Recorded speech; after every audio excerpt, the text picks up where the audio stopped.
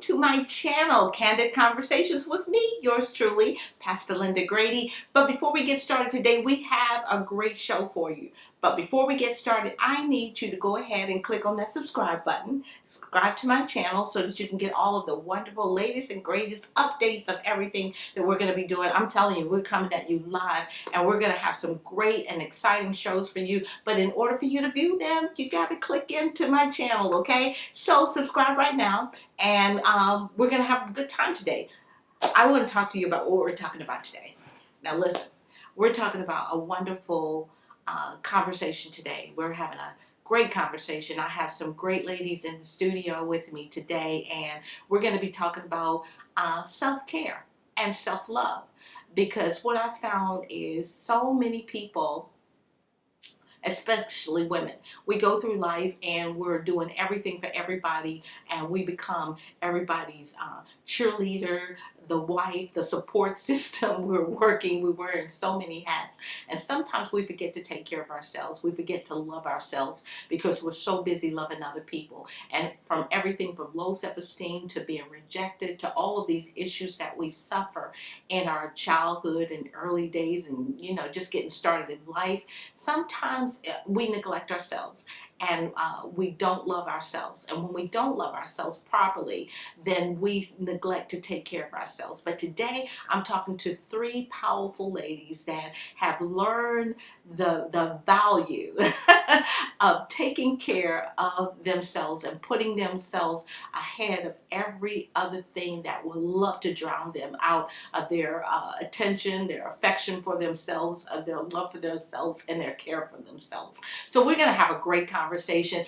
I need you to stay tuned because it's going to be powerful. God bless you. Again, listen, I got some great ladies on the show today. And remember, I said that we're going to be talking about self-care and loving ourselves. And what I've discovered is so many women, we love so many things. We have our kids, we have our husbands, we have our jobs, our careers, and everything. And we fall in love with those, and we give them first place in our lives. And sometimes we just kind of let ourselves go.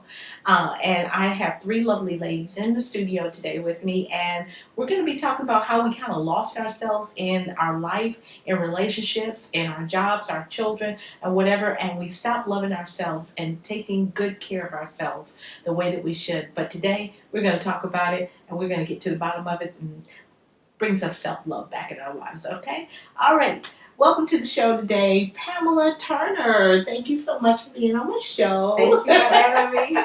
And Alicia Williams. And again, we have the lovely Miss Lamont back with us again today. And we're going to be talking about self-care and taking care of ourselves. And ladies, thank you so much for being on the show. Thank you for having us. I hope that, I know LaShanta is an old pro now, so I want you ladies, we're just going to talk. And because so many women, and I believe that this episode is specifically for women. If the men get something from it, wonderful. But there's so many women. We go through life and we are giving ourselves to so many things, from relationships to our children, to our careers, to everything. And in the midst of that, sometimes we forget about ourselves.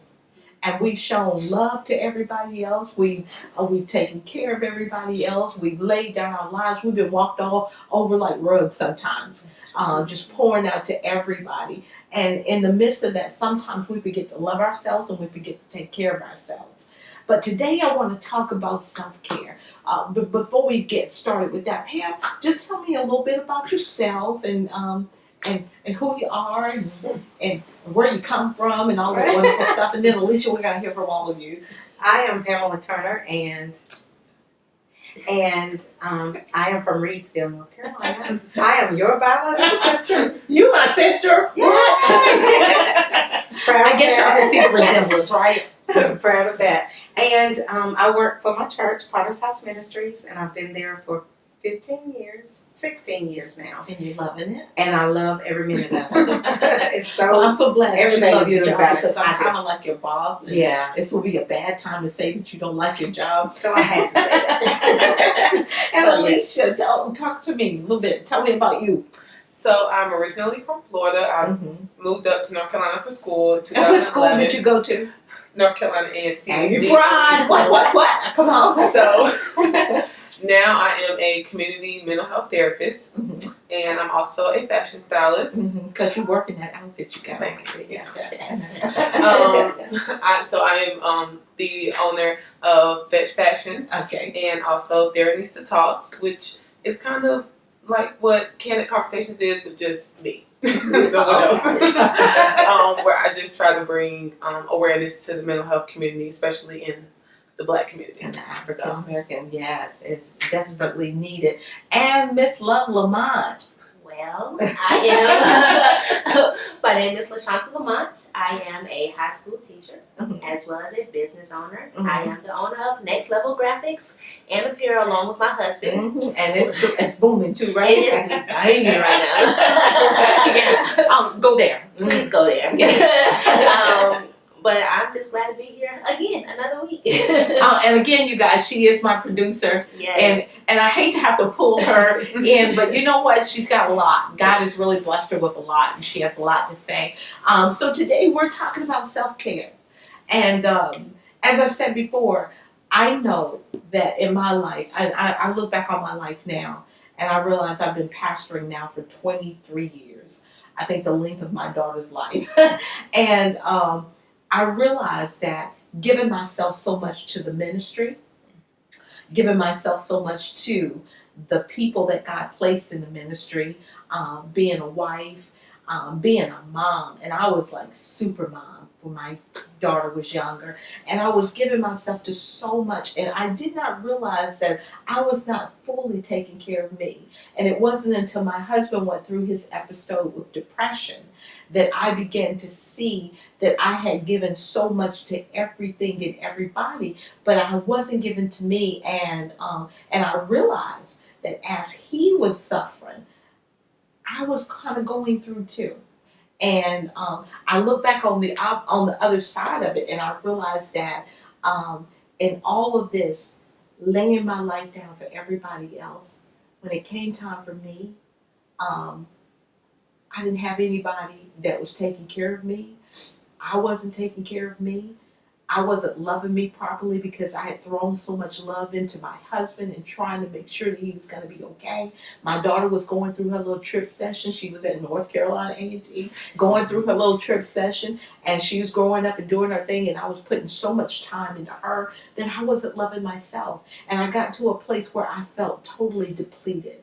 I felt like I wasn't loved. I felt like I wasn't appreciated. I felt like I had done everything and had simply just poured out everything within me, and I didn't have anything else to pour out. And so you ladies understand that when you've been there in life and you've given everything to everybody and you look around and there you are feeling depleted, unloved, unappreciated, and not fully taken care of by your own self. Pam, talk to me a little bit about your experience in life.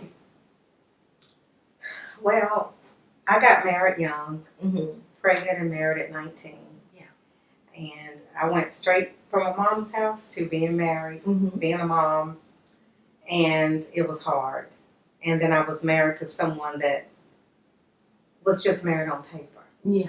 So it And was, that's always so hard. it's very hard. When they're just married on paper and they feel that they can do anything they want to do and Yes. treat you any kind of way, Exactly. and it leaves you in a certain type of way. Talk Right. about that. So I was in an abusive marriage. So that left me feeling like my self-esteem was low.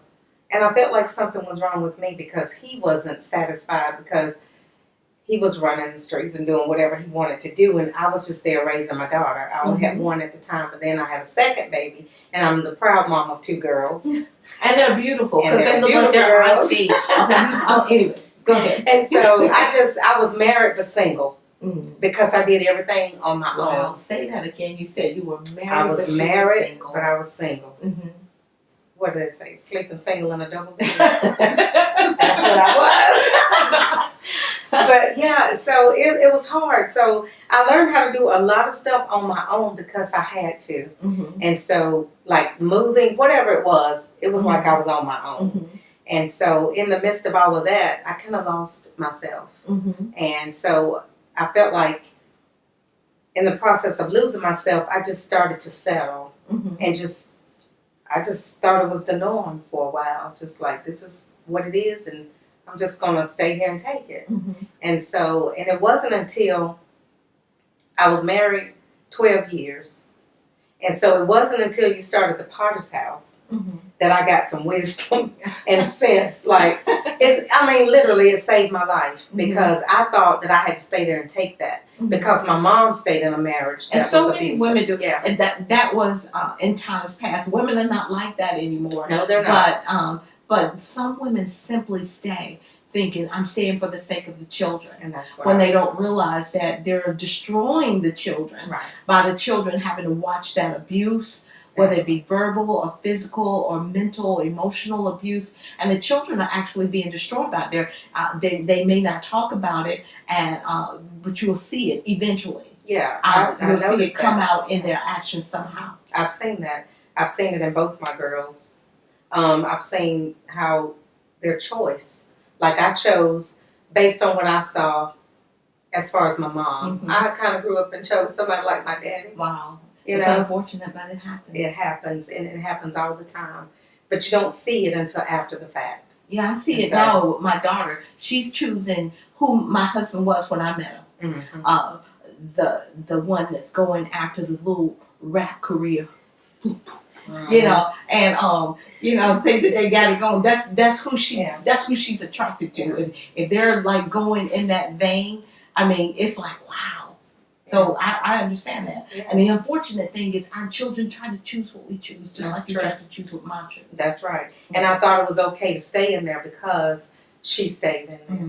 Mhm. To the end, to death. Mhm. She stayed. But thank God for salvation, because getting saved and getting the teaching that I've gotten from you and Bishop Grady, Mhm. it really helped me. It opened my eyes, and it made me see that I didn't have to stay in something It like made that. you see that you were valuable. It made me see that I was valuable and I'm worth something. Mm-hmm. And I'm worth more than abuse. Yes. So out of that, I'm just thankful that God saved me. So and in opened the my midst eyes. of all of that, being in that abusive relationship, you said that you lost yourself because you were pouring out to try to keep the relationship together, trying to be a good mother, trying to be the good daughter-in-law that was expected of you, because you married into a prominent family Right. in the city, and they expected you to play the role. And so in the midst of that, you lost yourself, and when you lost yourself, you lost your sense of value and self-worth. So I started to just tolerate Mm-hmm. what I didn't have to tolerate. Mm-hmm. So, Mhm. and that's what happens when you don't know better. Yeah.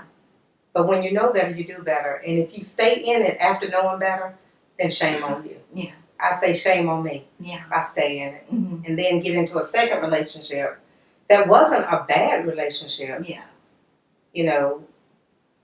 but it wasn't what God wanted from me. Yeah. And even though I was warned, I didn't take heed. Mm. And so many times we get a warning and we don't take heed. Mhm. And that's what happened.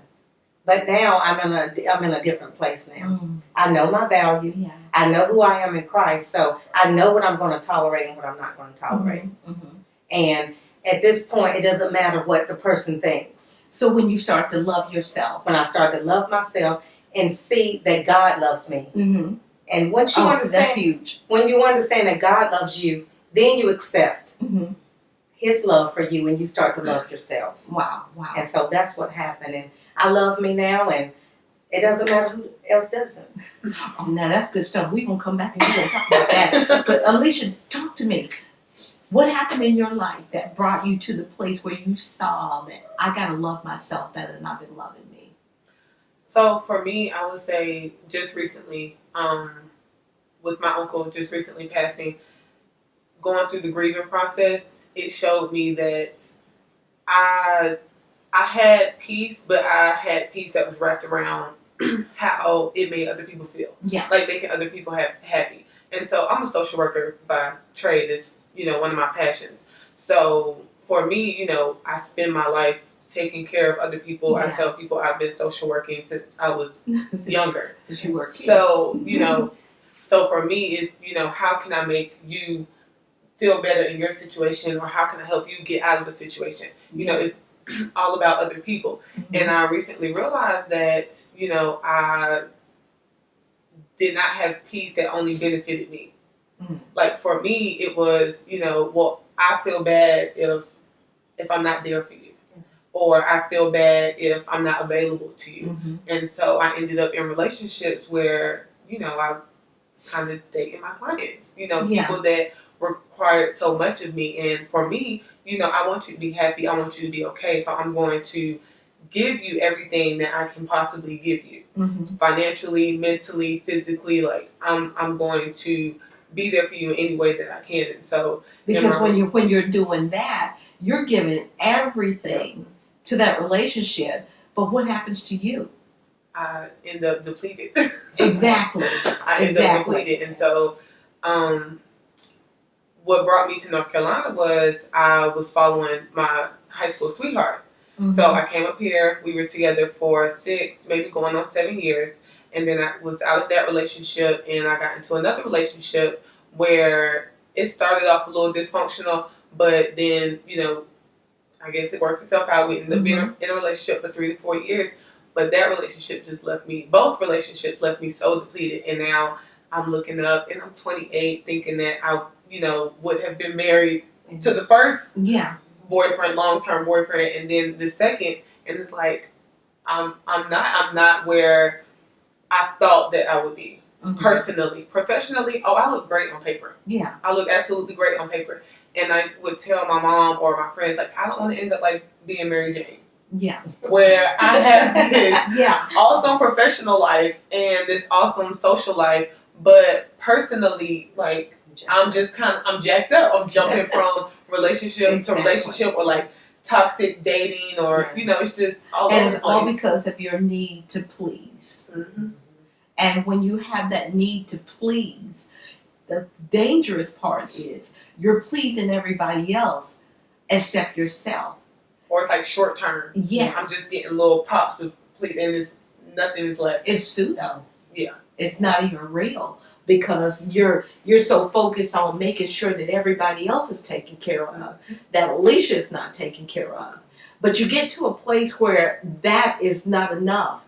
And now you're at this place where you're just depleted and you look around and you're like, you know, what about me? And that's the dangerous part with women. We do so much for everybody and then we're left feeling like, you know, what about me?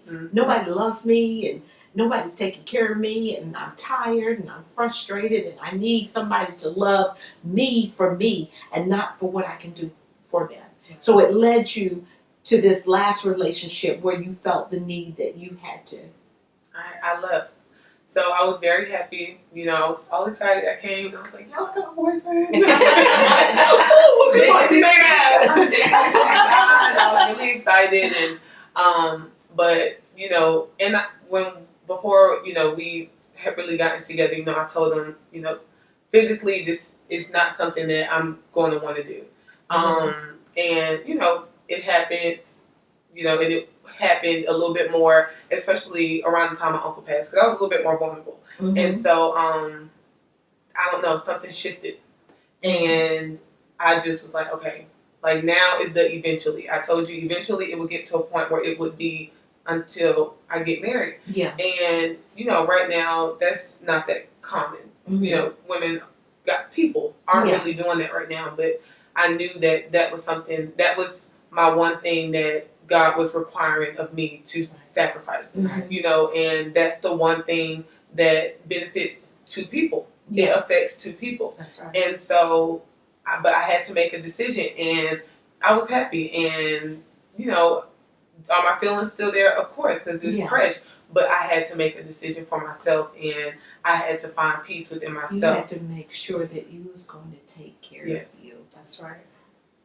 Because one, like you were saying, you know, finding peace, I would always say, you know, I need to be able to find peace in the person that I'm with because my day-to-day is so hectic and it's so crazy.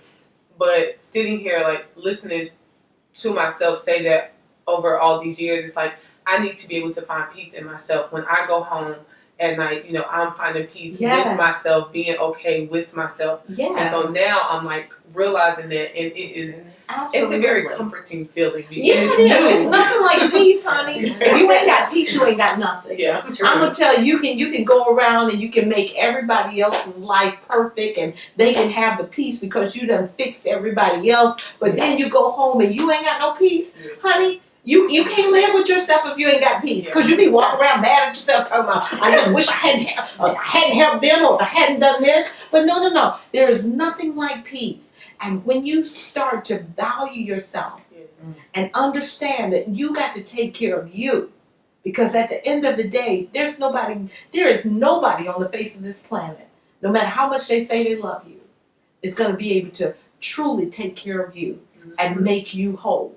Except you and God, your trust in your relationship with God. LaShanta, love Lamont. Well, it's kind of good that you say that, because I was forced by God into that peaceful place. Mm-hmm. My situation, kind of sort of like Alicia's, I was in a relationship and I felt like I poured myself out. But prior to, I came from a situation at home that I didn't feel loved by my family. And so... And it's so crazy because your name is Love. Her maiden name is Love. And I always call her Miss Love, and then when she happened to get married, I had to go to the Love Lamont thing. But anyway, I always found that so crazy. Me too.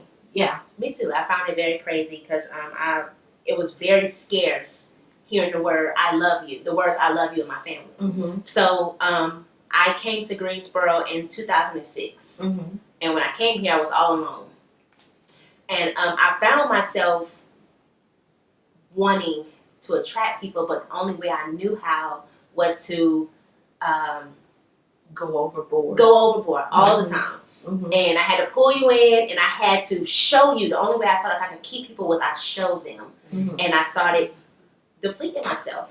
I mean, if you wanted $20 and I had it, if I knew that was gonna keep you loving me, you was gonna have $20. And unfortunately, I know that all too well. Rejection will cause you to go overboard and to say that this person loves me and this person is my friend, and I know that I'm going to have someone. You will do whatever it takes, even if it means giving your last dollar. Absolutely. And so I was depleting myself in friendships, relationships, anything that I felt like if I could get you and you show that you love me, and later on to find out, I mean, some of it was kind of fake, just for, what I could do for them. Some of it. 95% of it. I do have my 5%. But it was becoming tiring because, like you were saying, I was going home and there was no one there behind closed doors. There was no one there, when I needed them. I was a good friend, and like I said, I still have my 5%. Who was really genuine, but I found myself the it moment was in a relationship where, as I told you guys last week, my sister and I made a pact, and we were going to hold on to our celibacy. Well, I was in a relationship where I compromised that, and when that relationship came to an end, it's like God took everything and everybody away from me. I was in a place where I was coming home and was nobody to call. Literally was nobody to call, was nobody to talk to except for God. And he got me to that place where he showed me. Wow, you said except for God. And who better to talk to? Everybody else ain't gonna do nothing but lie to you, no way. Exactly, right. Who better? So it was just me and him. And I was forced to talk to him. I was forced to cry to him. I was forced to lean on him. To the point where when my husband came, I was like, I'll take you or I'll leave. Right. It was just kind of like, okay, now since I was at a serious point, like it's really what I want and the standard that me and God set, because I'm not gonna let him down this time around, because now that's my best friend. Like I didn't have to do anything for God. I didn't have to jump through hoops. I didn't have to bribe him. I didn't have to over talk him into loving me. He was just there for me. Because he loves you just the way you are. Absolutely. But he loves you so much that he won't let you stay as you are. Right. So he used that time to get you to a place where you would start thinking more about you and taking care of the you that he created you to be, so that he can get the maximum glory from your life. Right. And so I was in that place, and when I did meet my husband, I came out. I came out, and I was just like, seeing things differently. Literally, Yes. it's like it was a transformation, that transformation period. And I think it was about, it was from around January until I met my husband in September. So it was a 9-month span, just me and God every single day. If I went somewhere with somebody, it's because I wanted to. Like, I had got to the place where I was happy coming home. To now, my husband like, you don't want to go. I'm still happy going home. LaShonda, see, that's what people don't understand and they don't get, especially women that have been rejected, that don't know who they are, that feel like they got to have a man or a friend or somebody in their life. They haven't gotten to that place where me and God is enough. And the only way that you can get to that place where you and God are enough is you have to fall in love first with God and then accept yourself and accept the fact that there is nothing wrong with you. That's right. And when you accept the fact that there is nothing wrong with you, then you can start loving yourself. And that's when real healing begins. Absolutely. And so I met my husband, and as you guys know, we went through celibacy together. And after that, once I saw that he was in line with it, it was just like, oh, okay, so if the person that loves me alongside of God, well, not alongside, but he loves me as well, the person that God chose me, then now it was easier for me to say, well, if you don't love me as a friend or as anybody that you call yourself to me, you can go on about your business. Because I love me so much exactly. that I'm not going to compromise who I am or what I believe, or even more importantly, my relationship with God for you or for nobody else. Right. Once I figured out that I could talk to God about any and everything, it feels good to talk to people. It feels good to have somebody to, to cry on and all that stuff. But once I figured out that God was really it, or it was on then, because now I don't have to make you love me. Come on, say it. It was more so about. Say it. It was more so about loving myself. It was more so about loving myself, and then if you love me, thank you. I love you too. But I don't have to jump through these hoops to pull you into my life anymore. And so it was true for my husband. It was true for anybody else that was connected to me. Because in that season, God, he stripped me of friends, sisters, cousins, uncles, brothers. He stripped me of everybody. Left you to yourself so that you could learn how to love yourself. Absolutely. Big problem with ladies. Don't know how to love themselves. Don't know. Has to have somebody around to make them feel special, to make them feel important. And I believe, you guys, that is why we get into these relationships with these men and with these friends in our lives, because we need to feel special. And so we end up compromising who we are and what we want in life. And so, Alicia, I know that part of your release with this new guy, when you decided, okay, this is it, this is over, a part of that is because you decided that I'm enough and I don't have to compromise who I am anymore. Yes. And so I think for me, it was just tired of the same old, tired of looking up and I have nothing. Because, like she said, I was literally depleting myself. In my last relationship, I had given so much. Like to the point where, I'm having to fix credit currently. Oh, See, and that is a no. That is taboo. No, that is no. Exactly. And so, for me, it's just, one of my main driving points was, like I tell people, I have been sexual since I was younger, voluntarily and involuntarily. And so for me, it's like, I'm tired of giving that piece of myself. Yeah. Like to the point where for years I had turned it into, like, it was a sense of power for me. Like, you aren't going to treat me the way you think you're treating me. You're not gonna, I'm really taking advantage of you. Like, I have the upper hand. This is on my terms. You're gonna wake up in the morning. I'm gonna be gone. That whole, like, I went through that whole phase where I gotta go. I get what I need and I'm gone. And so, I had gotten to that point in life and I was just like, okay. And then I transitioned into the relationship part where I'm in these long-term relationships and I'm, thinking quantity over quality. Like, no, we've been together for some time. Like, I need to just stick it out and no.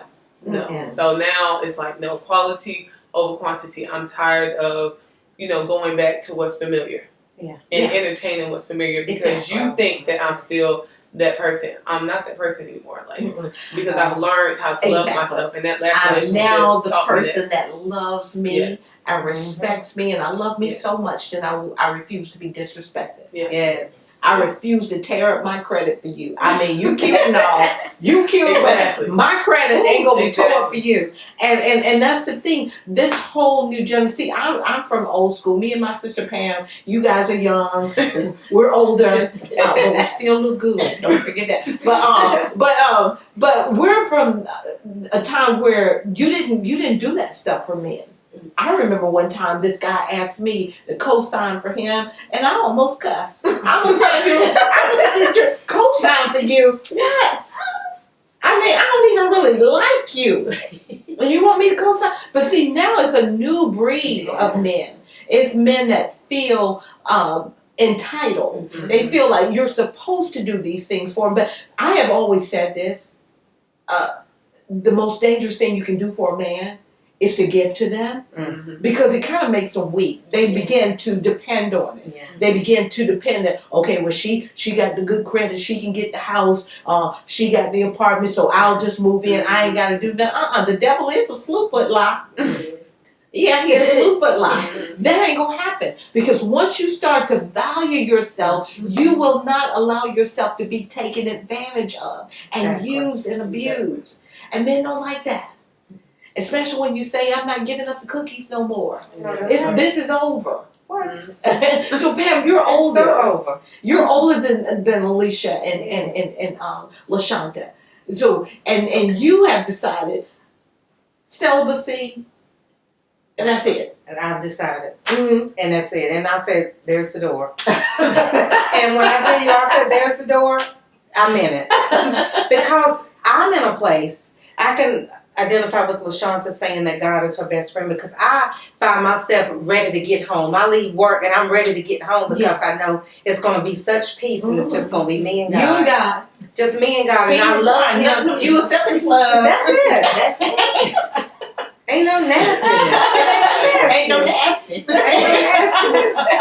And you ain't gotta get up feeling nasty. Oh That's my the worst God, part. that is the You worst. compromise who you are in Yeah. Christ. You compromise what you believe in, and you hurt the heart of God because That's right. you know His Yeah. word, and then you get up time after time. Can't understand we're gonna do it no more, but here I am again. That's what I said. It's pure insanity to keep doing the same sin and running to that altar asking God to forgive you for the same thing over and over. It don't even make sense. It doesn't. And you're frustrating the grace of God. And I said, I will no longer frustrate the grace of God. Mhm. And I love God more than I love pleasing a man. Woo! And once I came to that revelation, Yeah. that's it. And I don't care what the man thinks. It don't even matter. Because like I said before, this is my body, Yeah. that's your body, your body. You gotta make that decision. Yeah. You have to put God first, because if you don't, if you keep settling, that's what you're gonna get. Yeah. The same thing, whatever you settle for, that's what you're gonna end up with. And I choose to settle for something else. And it takes a minute to get right there, Yeah. because you Oh, it's some of the such a ladies mess. that are listening, Yeah. it's not going to happen like that overnight for everybody. It takes years. It takes years. It takes years. Yeah, it took me years, and also it takes a made up mind. Yeah. And there's no reason saying that you can't do it. Mhm. You just have to make your mind up Yeah. to do it. Just like you make your mind up to do anything else that you want to do Mhm. or don't want to do. Yeah. It's the same thing. It's a choice. A lot of women are afraid to make that choice. Like you said, it takes years, but a lot of women are afraid because they're still looking for that acceptance. Yeah. Well, this person says he loves me, or he tells me everything I want to hear, but they don't realize that they are really draining themselves. Yeah. If you save yourself, the reward is on the other side of saving yourself. That's right. Yeah. And a lot of women are just holding on to this man who they know is a piece of nothing. Exactly. But because he says what they want to hear, Exactly. then they hold on And tight. some of them, because of rejection issues, Yeah. they're Yeah. so afraid of being alone that they'll accept all of this Yeah, craziness just because he says I love you, even though he goes out and he cheats, even though he speaks bad to you, he's verbally or mentally or emotionally and sometimes physically abusive, and just to say, well, at least I got somebody. But here's my motto right here: you always got somebody. That's right. Tell 'em. You got yourself. You always got somebody. Don't you dare for 1 minute think that you ain't got somebody. I tell everybody I come in a party of 4 all the time. It is me, it is God, it is the Holy Spirit, and it is Jesus Christ. Yes. So when I go out to eat, you might as well give me a table for 4, because it's 4 of us. Yeah. Everywhere I go, go. I go to the movies by myself, which I think, you looking at me and you think that I'm by myself. No, I'm not. I got the Father, the Son, and the Holy Spirit, and that's yours truly, a party of 4. Mm-hmm. You know what? And when you say that, it's crazy because when I married my husband, there were some things I had to get over, and being alone was one of those things. Even after marrying him, and he thought I was crazy because I would tell him I need to go to the movies by myself. Yeah, let me go. He's like, why do you want to go by yourself when you have me? And I was just like, I've never been to the movies alone because I always felt like if somebody wasn't going with me, I couldn't go. But there were some things I literally made myself do even after I got married, just because I had to get over it. Yeah. And he just looked at me like, well, I don't want you to go by yourself. I think you went on the craziest thing ever. So when he would be at work, I took myself to a matinee. Absolutely. And I walked in there like, this feels so weird. I need somebody, but I wouldn't. You might feel weird the first you time, will, but after that, but get you a big old bucket of popcorn with some butter on it, and some of that frozen lemonade. And let's take it a step further. Let's go to the tavern where they come and they serve and you just sit there to the bar. Okay, I'll take a large popcorn. I mean, that's a part of loving yourself. And so many women don't, and they stay in these abusive relationships, and they want to keep calling you on the phone, telling about, well, you know what, I'm so sad, he just won't do right. When is he going to do right? When you start to love yourself, that's when he's going to do right. Either he's going to do right or he's going to get out. right. Either way, you're going to be free. That's what it was for me, being able to be at home, because I've been so used to playing house. Mm-hmm. I played house for 6 years. Mm-hmm. I played house for 4 years. Mm-hmm. I got tired of playing house. Absolutely. A house with no ring, with no with That's just what I'm house. saying. Right. No, I Where got they tired of want playing wifely house. duties, but they don't want to have They a don't want a commitment. treat, but they don't want no Exactly. Or they Exactly. don't even realize what they're doing. Exactly. Like, it ain't, it may not even be an abusive relationship or, anything that's totally toxic, but there is that level of toxic there because they don't even realize that, this is not going anywhere. Like, we just won't let each other go. And I know in my last, not the one I just ended, but one of my long-term relationships, it was like when we were good, we were good. But when we were bad, we were bad. Hard. And so, but we wouldn't leave one another. Yeah. And I remember the first time I broke up with him, and he was like, I can't believe you left me. Like, I can't believe you because left. he has studied your patterns, and he knew how far he could push you. Yeah. But this time he didn't realize And that it was over. He was just Yeah. flabbergasted. And then when we split for real, it was like, okay, we cannot do this anymore. Like, I'm tired. At this point, I'm tired because it's clearly not going anywhere. And I have realized in myself that being loyal isn't always cracked up to be. Right. Because you will stay loyal to some very toxic situations. Yes, but in your that's so mind, true. you hear like loyalty. Like, I have to, because I'm loyal. No, I have to go because I'm going crazy Right. on the inside. In some cases, some people's loyalty has actually gotten them killed. Yes. And Pam, you can talk about that. You talked about how you felt loyal to your husband because of how you saw my mom remain, and hers was out of loyalty. And you know what we endured and saw coming up because of her loyalty, but it almost got you trapped as well. Yeah, Alicia had said something about being loyal to something that's dead, right? And so that's what I was in my marriage. Like, I was loyal, but he was abusive, and I was still there because of rejection and because I didn't fully love myself. I didn't know how. Because to me, I wasn't taught how to love myself. Yeah. And so going through the abuse, all because of fear of being alone or thinking I needed him. So I allowed him to hit me. Like, when I went to the dentist, I'll share this, and my jawline was off. And that was from where I got hit. And I didn't know it all those years. And the dentist said it didn't heal properly. Wow. Because I didn't know that I needed to go to the doctor. Wow. So See, stuff that'll like preach that. right there. I've been spit on. Tried to run me over with the car. Bust the windshield out with me and my baby girl in the front. Jesus. All this stuff. And I would leave and come back. Leave and come back. All because of rejection. All the way back from when I was on the playground, getting left out, see, I know picked about on. that. Yeah. Yeah, all of that stuff, and still being loyal And to it's somebody. real. Yeah. It's real because it's kind of like what the doctor said about your jawline. It never healed properly because it was never dealt with. Exactly. And so it was on the playground. You get all this rejection from all these kids, and they're picking on you and pulling your hair. See, this is what used to just tear me up. I'm little. I'm in kindergarten, first grade, and little girls are saying, "We don't like you because you think you're cute." Well, I can't even spell cute at that point. So I'm being rejected because of something that had nothing to do with me. Exactly. God made all of this right here. But, you know, I had nothing to do with that. But I never healed properly, so it affected me now. Yeah, exactly. As it was affecting you. Same thing. So, yeah, so just all of that abuse and just being cussed out and glasses thrown at you across the room, just all of that because he had a problem. Yeah. And see, when that other person has that, they've got the problem. But you're experiencing the abuse, you start to believe that you got a problem. And that's not the case. And that's the way the devil tricks That's the way you. the enemy wants you to think. He so wants he you can to keep you trapped. Exactly, keep you trapped. But thank God I'm not trapped anymore. But if you're rejected and you're feeling like you're not worth anything, you will put up with that stuff.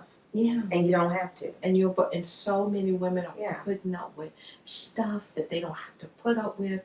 The rejection makes them feel like they're not good enough, that they're not pretty enough, that they're just not enough. And the enemy will make you, he'll use the same trick. So he's fool enough to send them back to you to think you're going to take him back. And that's when you want to look at him and say, is vomit on the menu? It's not. The Bible tells us not to return to our vomit. You don't return to your vomit. So vomit is not on the menu. They actually think you'll take them back. And once you come to your senses, once you love yourself, you're not going to. It ain't nothing you can do. You're not going. R. Kelly, I know he ain't popular in right now, but I still love old R. Praying for him. But he said when a woman's fed up, ain't nothing you can do about it. And when that woman, the only way that woman will get fed up is when she looks at herself and decides that you are valuable and you don't deserve this. And I'm not going to put myself in this position anymore.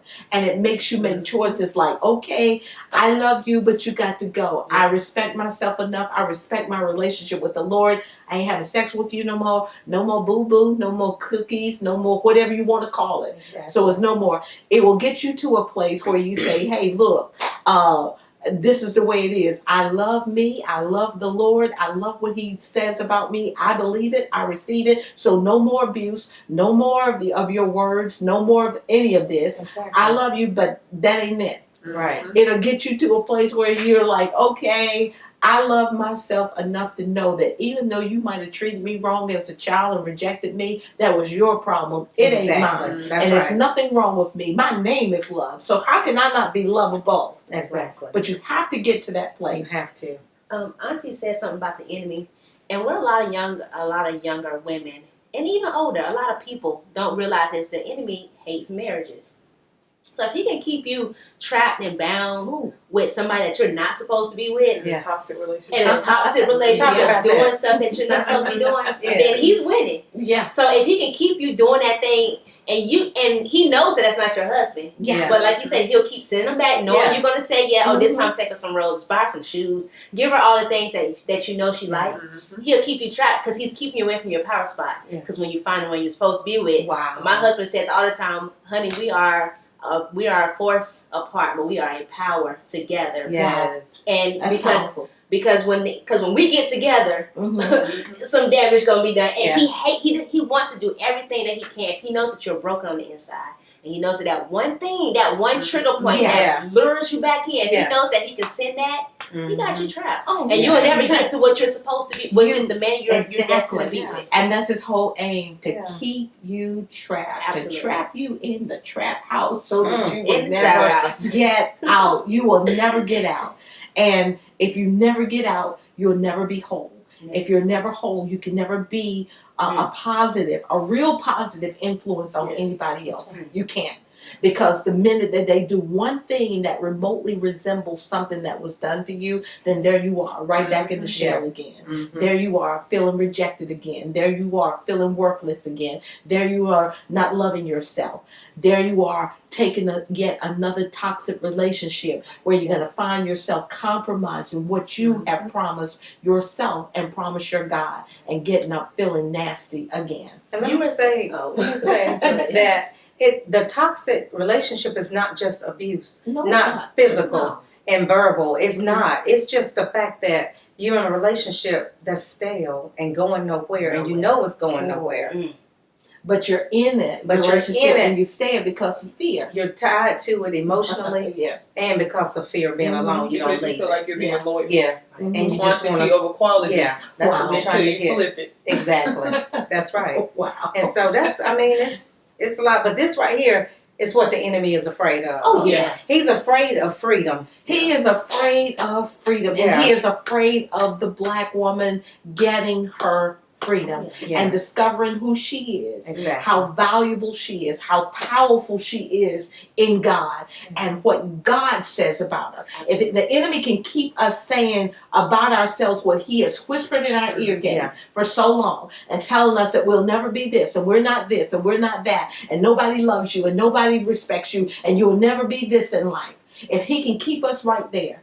The dangerous thing is when we start hearing God's voice and we hear him say, you are fearfully and wonderfully made, that I love you with an everlasting love, that I know the plans that I have for you, they are plans to prosper you and not harm you. To hear him say that you are the righteousness of Christ Jesus, ain't nothing wrong with you, ain't never nothing been wrong with you. And when the enemy knows that you know that, oh, you said it, Pam, when you said this is what he is afraid of, this is this right here, and he desperately don't want to see sisters get together. That's right. And be able to communicate and talk. So he will keep those isms and those schisms there to the point that we destroy not only ourselves but one another. That's right. One another. You were saying you didn't know how this show would relate to men if men got something out of it. But there are toxic women out there too. Oh, there are some manipulating women out there. My husband, the reason that the weight worked so well for us is because I was focused on building me, but he had some stuff that needed to be fixed too. And I know you won't mind me sharing this because my husband was cheated on. He was the good guy. The good guy getting tossed around, you know, he cool and he nice, so I'm going to just do him how I want to do him. Because they know that good guy going to keep coming back. Coming back. Exactly. He going to treat you right because he got respect for you. And so he had been in that situation. So while I was I ain't doing this, I ain't doing that, he was like, cool, because I already know what I need to do for me too. Like, I need to be able to trust you too. How do I know that your good girl self ain't going to flip on me? So it worked for us because we both literally, like we said last week, we spent that time building with one another and separately as well as together. And so for guys, they go through that manipulating stuff too, because you got some women so rejected that they're out here using people because they're afraid to get free. So I'm gonna just use you as much as I can. I'm gonna take advantage. I'm gonna dog you out, and I'm gonna move on to the next person because I don't want you. I don't want you. Rejection takes on so many different forms. Exactly. So just like women get free, the enemy don't want to. He definitely don't want a free man. Yeah. Because of not a free black man. Not a free black man. Exactly. Not someone who knows who he is, knows his role in the Lord. Yes. Okay, so ladies, now that you have discovered just how awesome you are in Christ, nobody gets to tell you anything no more when it comes to your person. It's over. I mean, not being arrogant, not being prideful, but being proud of who God made you to be. Right. So nobody gets to say that to you anymore. You become really dangerous. So how is it now that you stepped into and accepted the fact that you are awesome, that you are fearfully and wonderfully made in the Lord, and you know who you are in Christ? How are you now when it comes to relationships? Wow, that was powerful, wasn't it? I hope you enjoyed the show. Listen, these ladies, they came at you and they were telling the truth. And I'm telling you, they've been through a lot, but you don't want to miss out next week. We did part 1 this week, but you do not want to miss next week because we're going to bring you the balance of everything that we talked about tonight.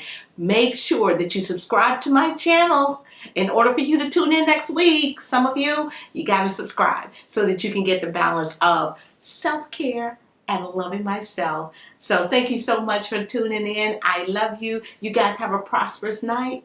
Bye-bye.